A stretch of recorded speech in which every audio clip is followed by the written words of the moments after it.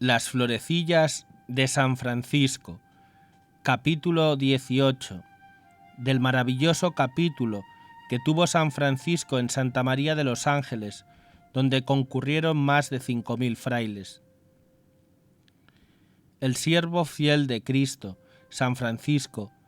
tenía una vez capítulo general en Santa María de los Ángeles, concurriendo más de 5000 religiosos,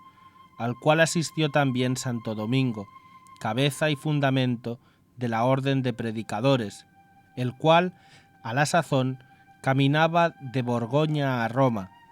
y oyendo hablar de la reunión del capítulo que San Francisco celebraba en el llano de Santa María de los Ángeles, fue a verle con 7 frailes de su orden.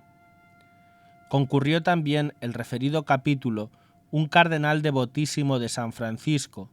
al cual éste había profetizado que llegaría a ser papa, y así fue.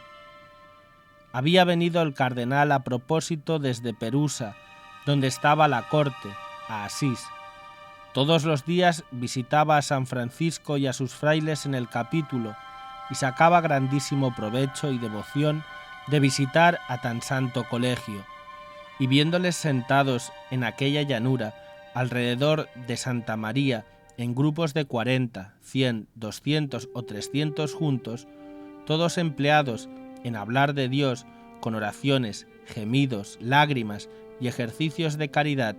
y que estaban con tanto silencio y tanta modestia que no se sentía allí ningún rumor ni movimiento, maravillándose el cardenal de muchedumbre tan ordenada, con lágrimas y con gran devoción decía: verdaderamente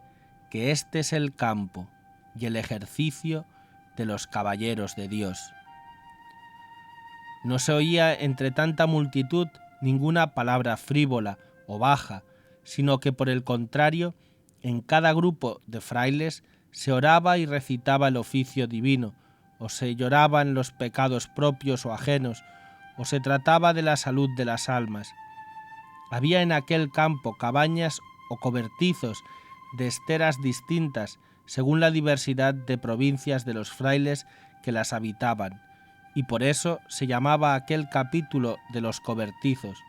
y también de las esteras. Las camas eran el duro suelo, y el que más tenía era un poco de paja. Las almohadas eran de madera o de piedra. Por esta razón era tanta la devoción de los que veían u oían y tanta la fama de su santidad, que de la corte del Papa, que estaba a la sazón en Perusa, y de otros lugares del valle de Spoleto, acudían muchos condes, varones y caballeros, y multitud de pueblos de cardenales, obispos y abades, y otros clérigos, para ver aquella congregación tan santa, tan numerosa y tan humilde, de modo que el mundo no había visto jamás mayor número de hombres santos reunidos. Y principalmente venían a ver la cabeza y Padre Santísimo de aquella santa gente, el cual había robado al mundo tan bella presa y reunido un tan hermoso y devoto rebaño para seguir las huellas del verdadero pastor Jesucristo. Hallándose reunido todo el capítulo general, el Santo Padre de todos y general y ministro San Francisco, con fervor de espíritu, explicó la palabra de Dios y predicó en alta voz lo que el Espíritu Santo le dictaba. Por tema del sermón tomó las siguientes palabras: Hijos míos, grandes cosas hemos prometido a Dios, pero muchas mayores nos ha prometido Dios a nosotros. Si observamos lo que hemos prometido y esperamos con certeza lo que Él nos ha prometido a nosotros. Breve es el placer del mundo, pero la pena que se sigue es perpetua. Pequeñas son las penalidades de esta vida, pero es infinita la gloria de la vida futura. Predicando devotísimamente, confortaba e inducía a los frailes a la obediencia y reverencia de la Santa Madre Iglesia y a la caridad paternal, a adorar a Dios por todo el pueblo, a sufrir con paciencia las adversidades del mundo, a la templanza en la prosperidad y a la limpieza y castidad angélica, y a vivir en paz y concordia con los hombres y con la propia conciencia, y amar y observar la santísima pobreza. Y por eso les decía: yo os mando, por mérito de la santa obediencia, a todos los que estáis aquí congregados, que ninguno de vosotros tenga cuidado ni solicitud de cosa alguna de comer o de beber, o de cuanto sea necesario al cuerpo, sino únicamente piense en orar y alabar a Dios, dejando la solicitud de vuestro cuerpo a Él, porque tiene especial cuidado de vosotros. Y todos cuantos le oyeron recibieron este mandato con alegría de corazón, que reflejaba en la sonrisa de sus semblantes, y concluido que hubo San Francisco, todos se pusieron en oración. Santo Domingo, que se hallaba presente a todas estas cosas, se maravilló mucho del mandato de San Francisco y le juzgó indiscreto. No podía entender cómo aquella multitud se podía regir sin tener cuidado ni solicitud de las cosas necesarias al cuerpo.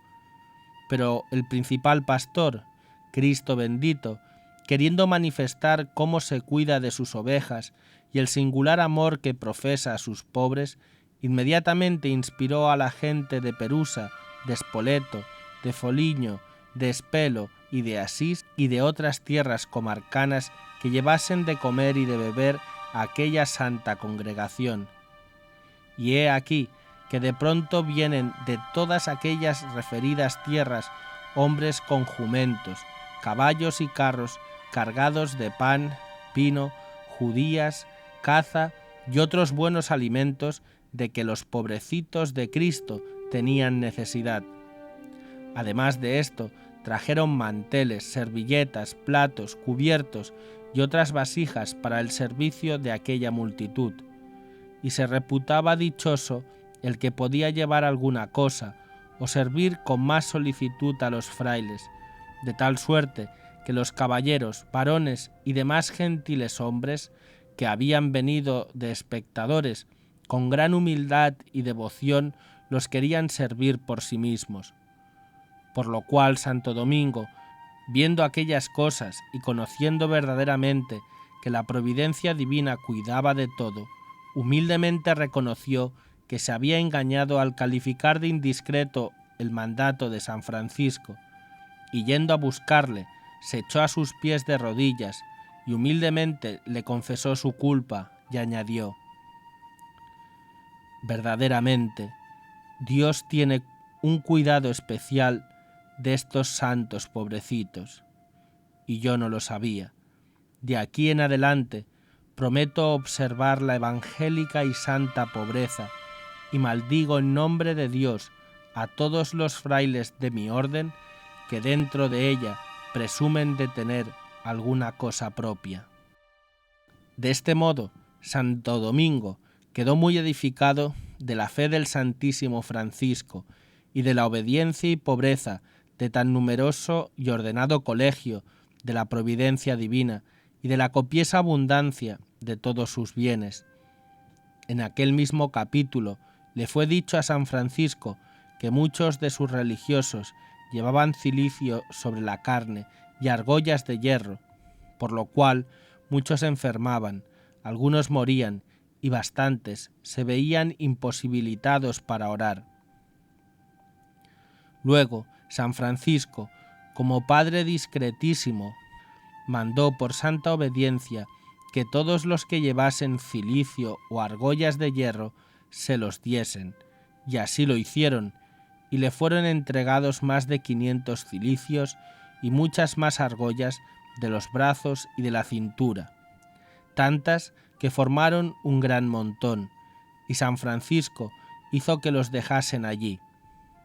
Acabado el capítulo, y confortados y amaestrados en todas las virtudes por San Francisco, en la manera como habían de vivir sin pecado en este mundo pérfido,